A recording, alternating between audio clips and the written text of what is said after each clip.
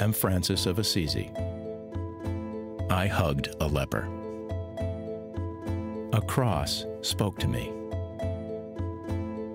I preached to birds. I tamed a wolf. Poverty became my lady. I wrote a religious rule. I visited a sultan. Christ's wounds touched my flesh. I wrote a canticle for creatures. I welcomed Sister Death. Rebuild my church, the voice once said to me. What I began still lives in those who've come to follow me.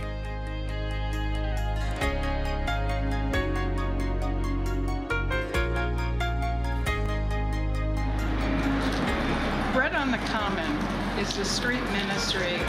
We find people, many people, on park benches, the entrances to storefronts. We serve approximately 1,200 people a year now. We go out and we offer socks, packets of food, sandwiches, and snacks and water. We follow very carefully the Franciscan charism of being with the people, and particularly that of St. Anthony of Padua, who has always been known for his gift of bread to those who have asked for it.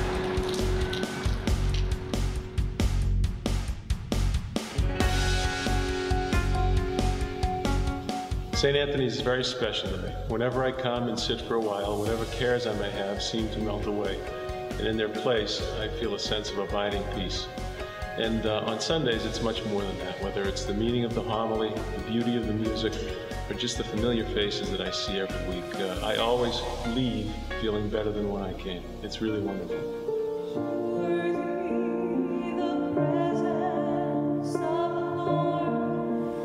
The signs on the door here say all are welcome, and the people that come here really get a chance and an opportunity to find a sense of community and a sense of belonging and a real presence of Christ in this world. It's the most joyful place you'll ever be, and I'm grateful to serve.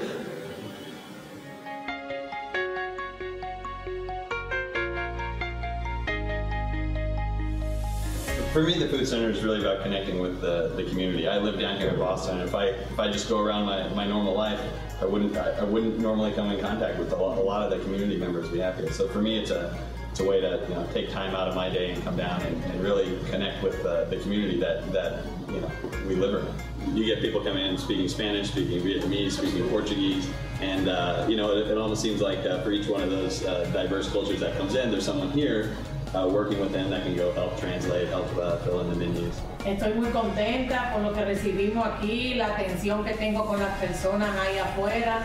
Son bien agradables todos. There's been other food centers, but I don't think I've seen something on this type of level, this type of organization, really involving so many different people from so many different walks of life and serving so many of these people that you see around you. I think that's incredible. Say hi. Dice thank you for pumping. I came into St. Anthony's Shrine, and on the elevator it had a sign that there was going to be a mass for a baby. When I got to the chapel, I saw this beautiful little white coffin, and on top of the coffin was the San Damiano cross. Emmanuel has touched me profoundly. Every single day since that moment, I pray for his parents, that they may know that Emmanuel had the greatest sent off. What a great gift St. Anthony's Shrine has, and giving a very special funeral to a child that's been left behind.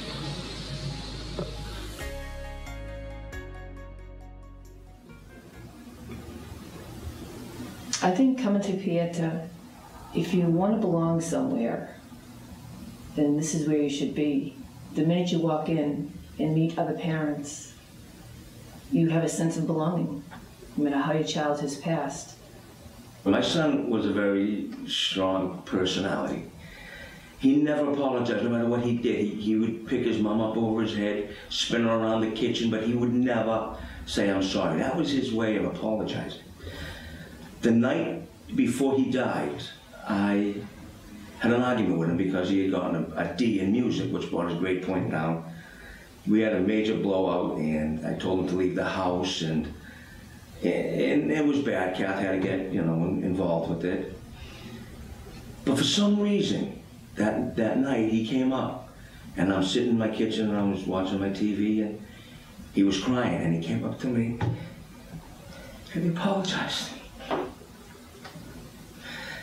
And He kissed and hugged you? yeah, he hugged me, told me he loved me.